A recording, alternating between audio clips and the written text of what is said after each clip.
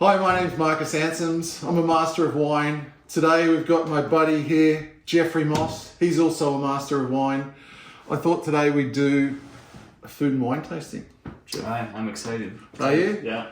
You don't know what the food and wine tasting is yet though, do you? You just told me to show up at the camera. That's right. I told him that it was a food and wine tasting. I didn't tell him what sort of food and wine tasting this is going to be. Do you get many questions about food and wine tasting?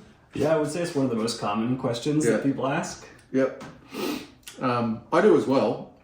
And I thought today we'd do the world's worst food and wine tasting.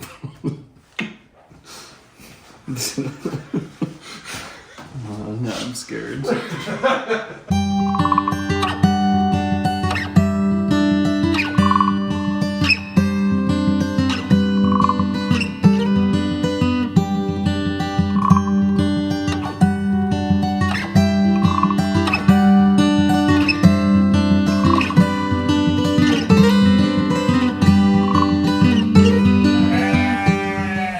All right, so we get lots of questions about food and wine tasting, and today I thought we'd do something a little bit different.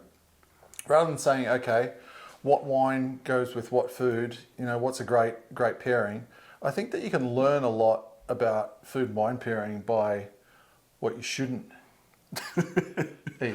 I can guarantee you seem a bit scared, mate. I'm looking down and it's like, okay, I'm a little concerned. But So there's a lot of just like bad information out there about food and wine pairing, about, you know, I see all sorts of stuff like, you know, pair this beautiful red wine with candy canes and pair this wonderful wine with Girl Guide cookies and just a whole bunch of like stuff that just isn't right. yeah, I mean, it's good clickbait though. It is good clickbait. Yeah. So I thought we'd go at it the other way. I can guarantee you that the wines we're tasting today will be good. Okay. I just trust can't. you. I can't guarantee that the food and wine pairings are going to be good. So the first wine that we're trying, just so we get a bit of a gauge, this is actually a base wine. So if you don't know what a base wine is, it's the wine that you use for making sparkling wines. So this is the wine that's fermented prior to it going into bottle, where it undergoes its secondary fermentation. So in this case, this is a Pinot Noir. So let's just maybe taste it. And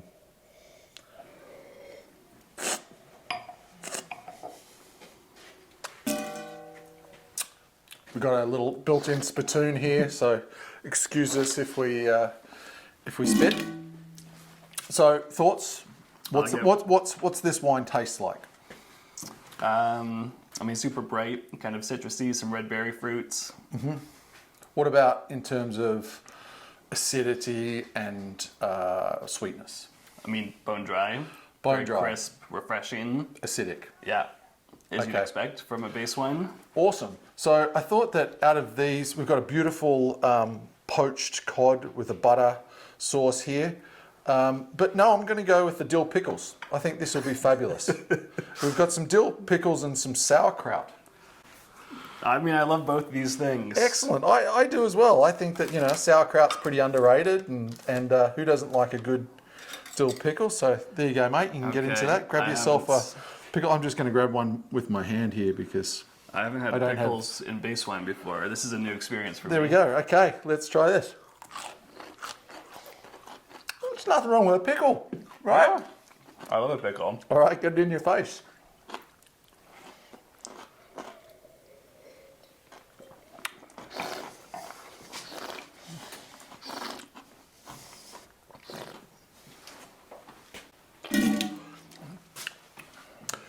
It's it's interesting because it does actually. There is a little bit of sweetness that builds, but then the finish is just disastrous. It kind of works for me, actually, in a strange way. Like, I don't know, you know, on its own, the base wine is very austere, very lean, as Yep. you'd expect. You have it with the pickle, and all of a sudden, it kind of tastes a little bit less acidic, and almost like, it's like, oh, I'm having something that's almost rosé-like. Okay, let's try the sauerkraut then. Okay, we got another little spoon for you here, or you can use your fork. Okay.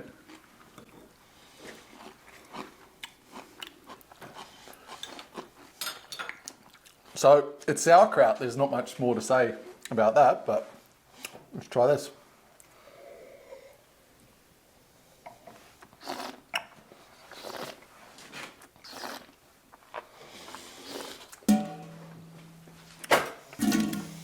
What are your thoughts? Doesn't work as well for me. No, it's really pretty gross, eh? Yeah. And I don't know why it's more gross, but it is more I gross. feel like you have the savoriness of the sauerkrauts, Yep. that kind of fermented cabbage, and it's just obscuring the fruits. Yeah. In a strange way, I thought that dill pickle would have been the worst pairing. Oh, totally. And maybe it's just because I'm hungry and it's lunchtime. I'm like, oh, this is kind of working for me. But the sauerkraut, no, kind of masks some of that fruit. Awesome. Okay. What else have we got here that might be delicious? I see I see lots of stuff that should be nice to eat. Do you like smoked oysters? I do, yeah. Excellent. We have a beautiful wine that I think will go great with smoked oysters. This is an Argentinian Malbec. I just did a Argentina tasting, and these are some of the better examples. So let's try this one. It's a very Bordelais label. It is. This is Cavalier Los Andes. So this is 100% Malbec. And I think this is going to go gorgeously with smoked oysters. I haven't tried a combination like this. Okay. I think the textbook, thing is oysters and red wine. Not a great pairing. Okay. Well, let's see if this is actually true. I'm So we have some. Grab yourself a cracker. Maybe we should try this without the oysters Before we do first. this? Okay.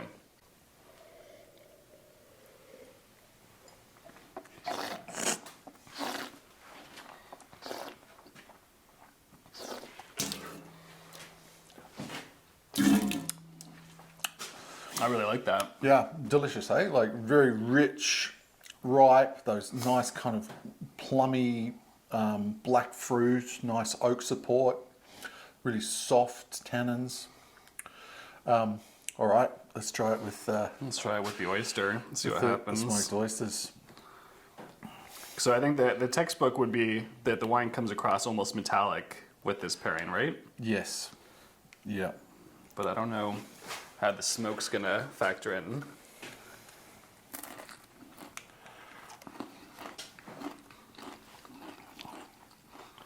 Okay. All right, get a sip on you.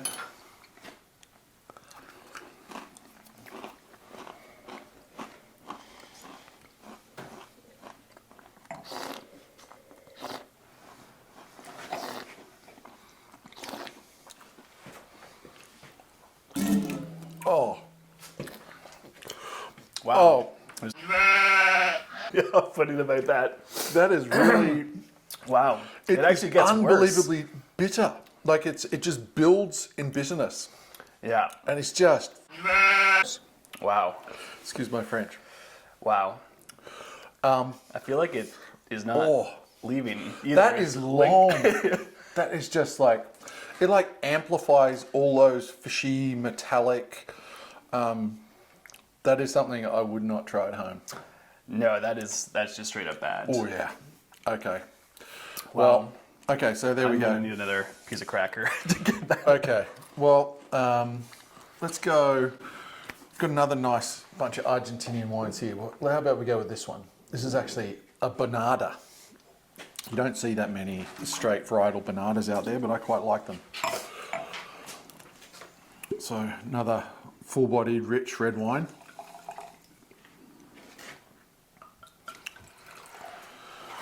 Okay. So, oh, my mouth is still. You still taste that. Yeah, You still it's- taste that. That's That is particularly gross. it's among the worst things I've put in my mouth in a long time. I would say. This is actually a nice wine though. We'll see if this clears things out. Mm-hmm.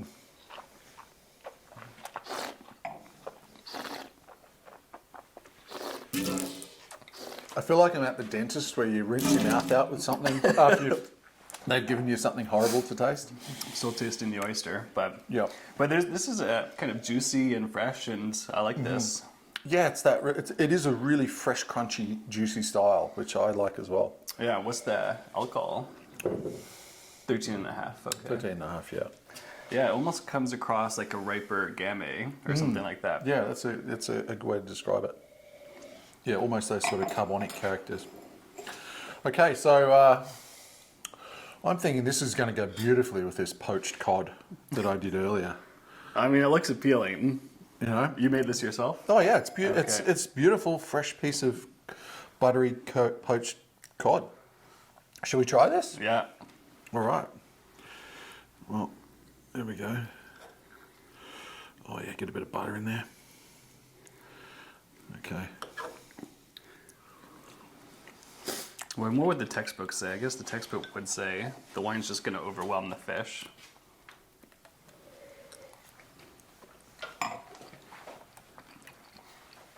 That's nice. I like the cod. But that's actually, I think, the best descriptor that you can possibly have for it. There is nothing left of the delicate cod at the end of that. Or it's not, I wouldn't say it's bad per se, but you can't taste any of the fish afterwards. No. It's just the wine. It's just the all you get is banana. the wine. It kind of, it works in the sense that I'm not off-put like the oysters. No, that was, yeah.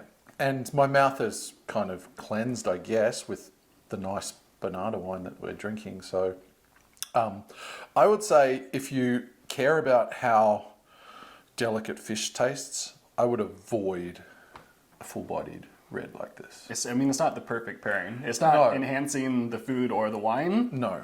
And I don't think anything we've had today, apart from just maybe 3 seconds when I had that dill pickle, and that really acidic base wine that actually had some sweetness, would I say that it's enhanced it? So I'd say all these so far are a fail, apart from 3 seconds. Yeah, I would agree. Okay, so next one I thought we'd try. This is a Cabernet Sauvignon. This is an Argentinian wine. Cabernet Sauvignon can do quite well in Argentina. Although I don't know about you, but most successful examples to me tend to be Malbec, but I would agree. from Mendoza, and I don't know why exactly, like something to do with the peculiarity of their climate, or maybe it's vine age or whatever the case is, but you know, I see less really great examples of not that there's not, and I think this is actually pretty good, but I tend to see like less really great examples. Mm-hmm. I find sometimes they're a little oaky as well. Yeah. You know, kind of veer off into this chocolatey spectrum Yep. that overwhelms the fruits. Yep. Okay, so let's have a try this.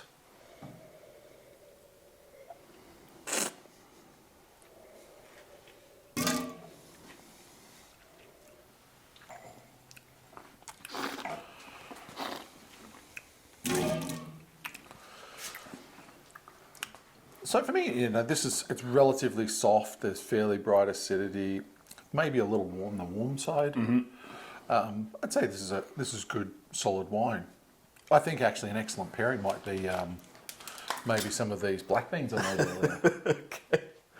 Do you like spicy food? I do like spicy food, yeah. Okay. Well, maybe have some spicy black beans. Okay. I mean, this looks really nice. I'm going to go in with the tomato as well so I get the full experience. Okay. Right on. I'm going to do the same. There. Oh, yeah. Just try this straight up. Oh, that's pretty tasty. Are you getting some heat yet? Got some heat, yeah. What's that? Some chilies? This is a combination of jalapenos and habanero. Okay. There's definitely a bite. Okay, let's try this full-bodied red wine.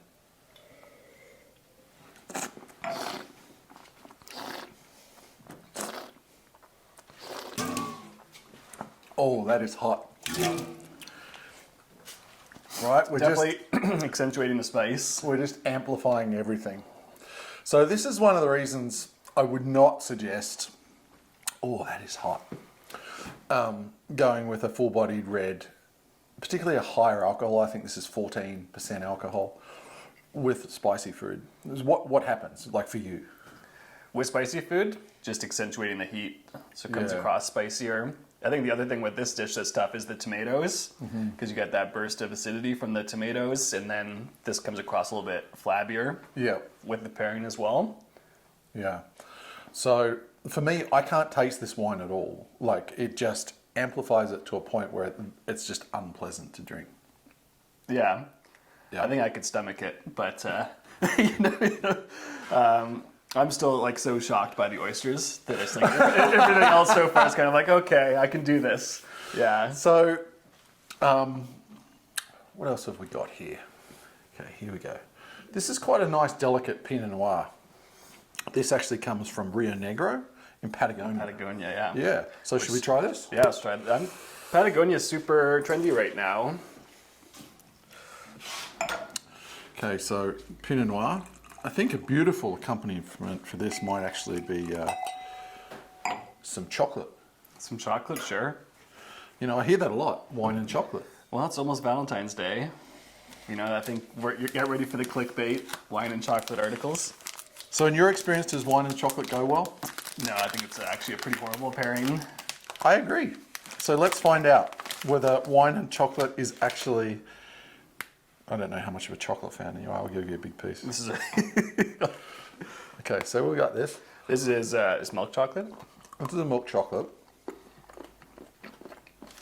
It has some almonds and salted caramel. And Oh yeah, I like that. so let's get into this delicate Pinot Noir and see if this helps things. We should have really had this before we had the chocolate.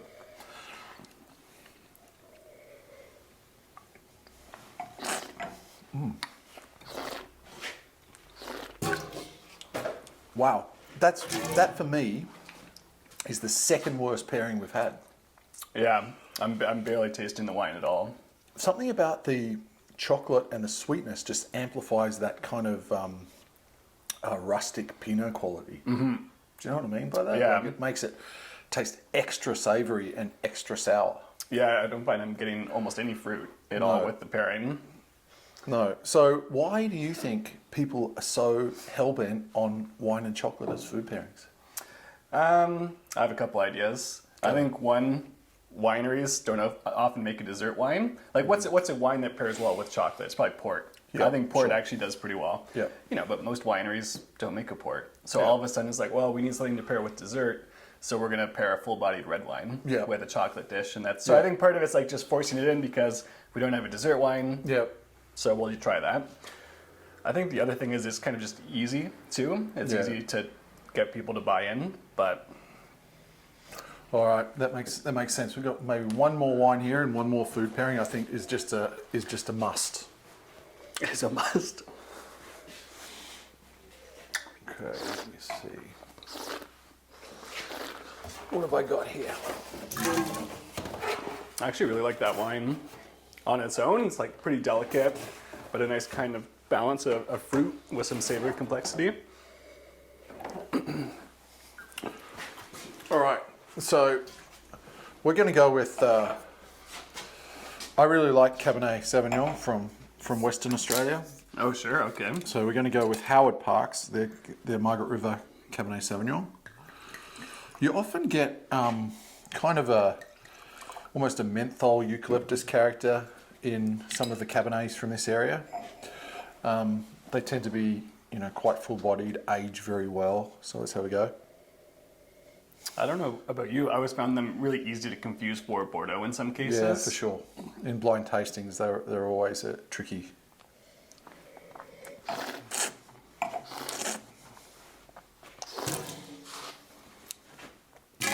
I'm not going to lie, my palate is still a bit shot from that chocolate after that, so it's not fully cleansed. But I mean, it's soft and it's silky and it's definitely smells like Cabernet. Yeah, I mean, great kind of cassis character with that minty herbaceousness. So I read somewhere that you're supposed to complement the menthol mintiness of wines with This is Aussie eucalyptus drops. Oh wow! Like So would cough you- drops. No, they're just It's a candy. it's a koala on the thing. Okay. Well, I haven't had this before. This is a new Okay. one for me. This is I read that you're supposed to have candies, menthol candies with red wine that have menthol flavors. Okay. All right, let's give it a go. Oh, I love that. Just brings back home, doesn't it? Maybe not for you, but it does for me. Yeah.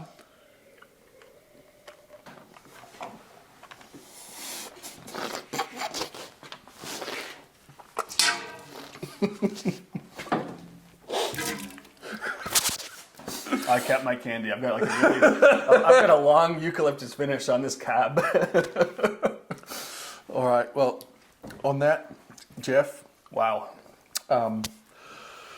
hopefully you've learnt something, what not to do. Yeah, don't come to Marx's if I don't know what the tasting is. I think that, honestly, this was kind of comes across like I'm just being silly, but I think that you can actually learn a lot from what doesn't work, because for the most part, like most Western food kind of works with wine. Mm-hmm. So, people get, I think, too hung up in a lot of ways about, does this go with this? And, just kind of relax a bit about it. Maybe avoid these things. Apart from the dill pickle. Yeah, Dill which I still pickle's kinda weird. like. Maybe you should try the dill pickle on one of it. But, avoid high acid wines with vinaigrettes and high acid food. Avoid big full bodied wines with sort of poached, like delicate fish. Avoid smoked mussels, definitely, with red wine. Avoid high alcohol reds with spicy food. Avoid sweet milk chocolate with red wine. Just don't do it. Like, I know it sounds great, just don't do it. And then, eucalyptus drops. Eat them all day, but just not with red wine. Thanks, mate. Yeah, thanks. That was I was gonna say fun. It was an experience.